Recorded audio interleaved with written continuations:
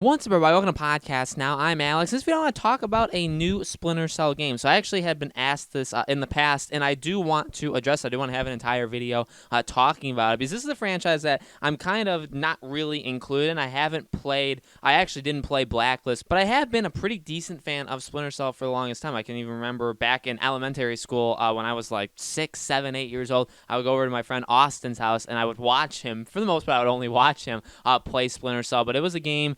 It's a game franchise that I 1000% want to see a return to, and it's not like it's not happening in general. That's why I want to talk about this year as a possible announcement. So, this is from Ubisoft, right? Ubisoft owns the rights, and they've made all these games, and it's something where last year, leading into E3, we had talk from, I believe, a Ubisoft developer that said that he is working on it, and we've heard for the longest, and I do mean the longest time, that the Splinter Cell franchise is not dead. I believe in 2017, their CEO, Ubisoft CEO, said that Splinter Cell is not dead. We've heard for the longest time, like, it's not going anywhere. We still have it. We want to do more stuff with it, but it's just time and time and time again. And now even we see, I think it's still going on, or at least, or I think maybe it's just an additional thing, that in Ghost Recon Breakpoint, the game that came out and Ubisoft kind of pretended that the game didn't exist in the first place, there is a Splinter Cell mission. They added like the Splinter Cell content with Sam Fisher's voice, but it was kind of all, it was still all from the old Splinter Cell game, and you can tell that it's been aging, stuff like that.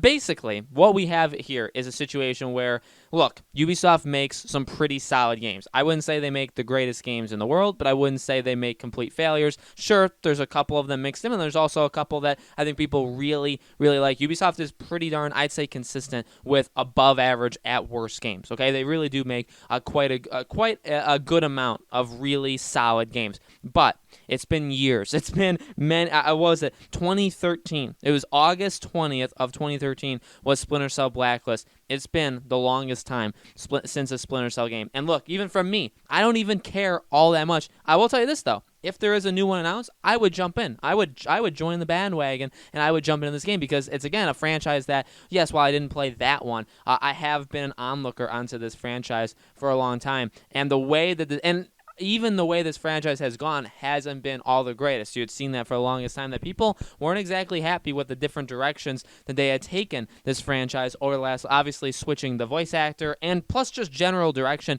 of the game itself. They need a return to form. They need kind of a soft reboot while kind of bringing everything back together in the way that a lot of games have gotten, in the way a lot of movies have gotten, and especially in games, it's worked out rather well for a lot of games that have tried that, where they go back to the franchise, they remove the number, or they just kind of do. Look at God of War. There's plenty more examples where these things work. Now, no, is it, or I should say, is it a God of War? No, it absolutely isn't. It's not into that realm. But I think the thirst for it is 1000% there. And the question, see, originally I was gonna say, would this game release? That was the first thing I thought of. Would this game release in 2020? Well, firstly, due to the circumstances of the world right now, I don't think that's gonna happen. Secondly, considering also we haven't even gotten announced, now you could argue, well, Ubisoft normally announces their games and they come out pretty soon after, and I would definitely agree with that. I think that's always been Ubisoft's kind of MO. They announce their game, they announce Assassin's Creed around June, right, E3 time, and then releases that upcoming like October. They have really quick turnarounds. And you know what? And we've talked about this before. Warner Bros. Does that too.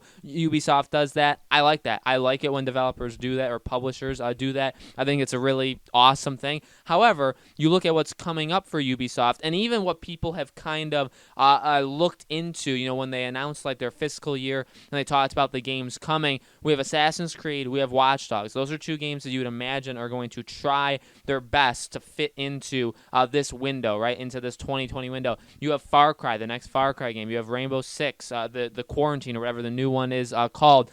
You have plenty of games there, and I believe there's 2 more games in like a group of 6 games that would release before like March of 2021.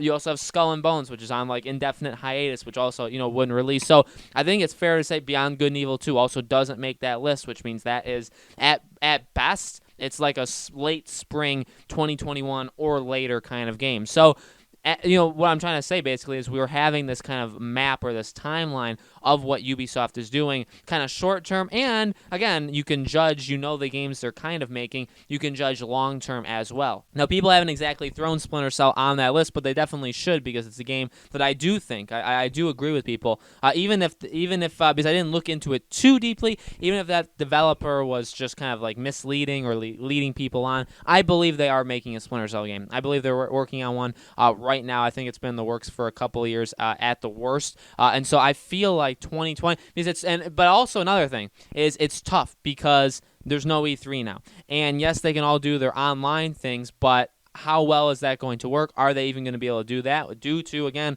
what's going on in the world, everything's shutting down, everything being put, basically at home. Can you really put this together in that way? And I think about a month ago, or even like 3 weeks ago, I would have told you it'd be pretty darn easy. And I still think that you can do it. I hope, I'm really crossing my fingers and hoping everybody does it. I do understand that it would, even doing like an online, like a digital conference, that would still be pretty difficult. I get that it would be difficult in the world that we're living in now, but I feel like that would be the time that you show or talk about Splinter Cell. And another reason is you could say, well, they don't announce their games for them to come out a year and a half, 2 years, but they kind of split it, because they did that for Beyond Good and Evil 2. Like, we all assumed, like, hey, when we saw this game, and again, we haven't really seen in-depth stuff, we've seen more like CG trailers, but we all knew going in that, okay, well, they're showing us this game, but this is more like a passion thing, like, hey, the fans of Beyond Good and Evil made this possible,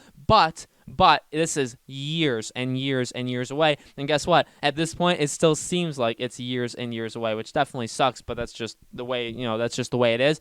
So they have kind of split it. I think they are willing to announce or talk about a game that's a little bit further out just to make people happy. Truly, I feel like that's what they've kind of just done in general the last couple of years. So I feel like Splinter Cell is one of those games where there's definitely enough talk, there's definitely enough people out there that are saying, yeah, we absolutely want Splinter Cell, like, we need it. It's been too long. I think Ubisoft knows. I think they hear that. And two, I wouldn't put it past them to do something like that, where they say, okay, well, look, this isn't coming out over the next year because we have all these other games, and even there's other games after that we're thinking of, but we are working on a Splinter Cell game. We can show you like a CG trailer, and they do it. I feel like 2020, because even the things I was reading, it seemed like E3 of last year was going to be the year, and people were very, very disappointed when I do remember that. I don't in my mind, I mean, there's been a lot of things going on in there, but I don't remember leading into E3 if I was like expecting Splinter Cell, or if I like had remembered the internet talking about it. But I do remember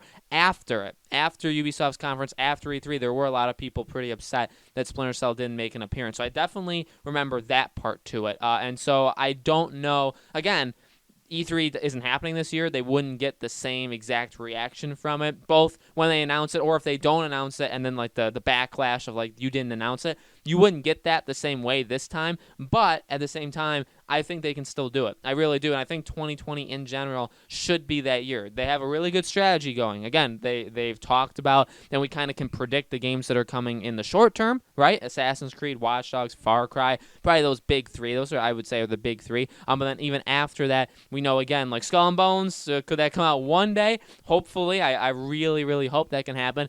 Beyond Good and Evil too, like that's eventually coming, just not for a little while. But then even after that, like you need to have the next game after that coming. Do you have a For Honor 2 coming? Do you have a Splinter Cell, another Splinter Cell game coming? So you definitely need to start filling up that timeline. I think Splinter Cell is that time. So my final answer, like I've said a couple times, is yes. I'm not going to bet money on it. I don't do that in the first place, but I really do think, if you're asking me honestly, and again, I believe everything that I'm telling you guys. I'm just speaking from my mind, from my heart, and so if I'm telling you guys something, I want you guys to know, like, I am believing it too. I'm falling into, if you guys think that I'm misleading or I'm hypnotizing you or whatever, know that I'm also falling in the same thing. So throughout this video talking about it, I have talked myself into expecting a 2020 announcement, and if it doesn't happen, I would be disappointed too. So I'd be right with you if we go throughout this entire year and there's still no Splinter Cell in sight. So guys, let me know in the comments below, what do you think? Do you think this could be the year that we finally see not like missions added, not like skins added, not like weird stuff added